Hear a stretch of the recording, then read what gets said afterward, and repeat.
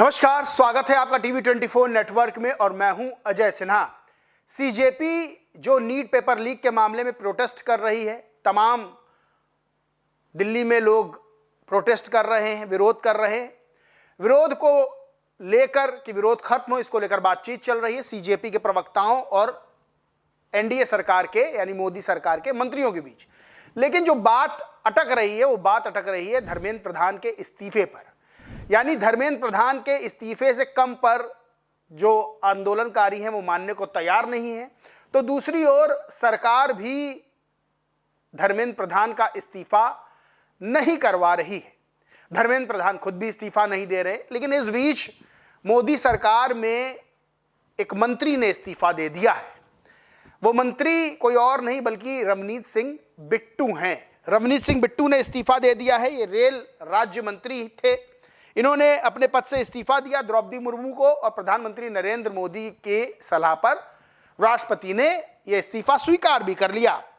यह जो निर्णय लिया गया भारतीय संविधान के आर्टिकल 75(2) के तहत लिया गया है और इसकी आधिकारिक जानकारी भी राष्ट्रपति भवन की ओर से जारी कर दी गई है।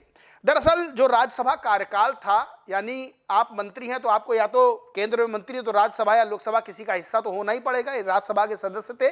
21 जून तक इनका कार्यकाल था। 21 जून को इनका कार्यकाल समाप्त हो गया, यानी ये सांसद नहीं रहे।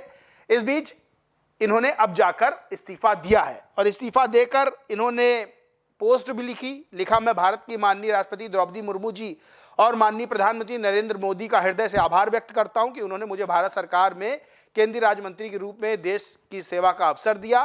भारत की जनता, विशेषकर मेरे प्रिय पंजाब की सेवा करना मेरे लिए अत्यंत सम्मान और गर्व की बात है। और फिर उन्होंने तमाम चीज़ें और आगे लिखी। पंजाब में चुनाव है, माना जा रहा है रवनीत सिंह बिट्टू पंजाब में विधानसभा का चुनाव लड़ सकते हैं और पंजाब में अपनी जो राजनीतिक पारी है उसकी नई शुरुआत कर सकते हैं। खैर, रवनीत सिंह बिट्टू इससे पहले कांग्रेस में हुआ करते थे। इनकी जो फैमिली बैकग्राउंड है वो भी बड़ा मजबूत रहा है।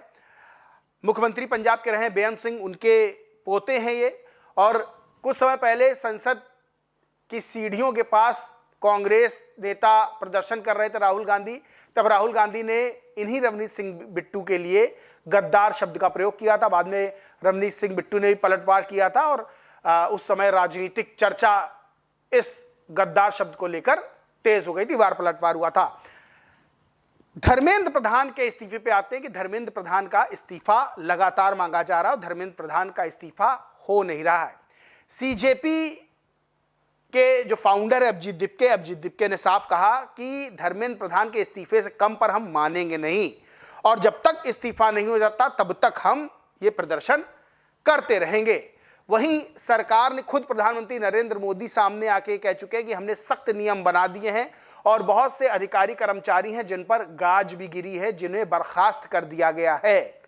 तो एक तरफ सरकार सख्त एक्शन ले रही है कि पेपर लीक जैसी घटनाएं ना हो और जो इसमें शामिल रहा उस पर एक्शन हो, तो वहीं सीजेपी की तरफ से कहा जा रहा है कि धर्मेंद्र प्रधान इस्तीफा दें।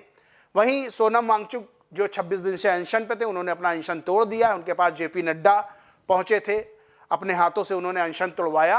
तो ये पूरी स्थितियां बन रही हैं। आगे क्या होगा, क्या धर्मेंद्र प्रधान इस्तीफा देंगे या नहीं देंगे, इस पर बातचीत चल रही है। सरकार इस्तीफा नहीं करवा रही है, वहीं जो आंदोलनकारी हैं वो चाहते हैं किसी भी तरह से इस्तीफा हो। लेकिन इस बीच रवनीत सिंह बिट्टू ने इस्तीफा दे दिया है। उनके इस्तीफे की चर्चाएं भी चल रही हैं, उनकी नई पारी को लेकर भी चर्चाएं चल रही हैं। इस पूरे मामले पर आप क्या सोचते मानते हैं, कमेंट करके जरूर बताएं।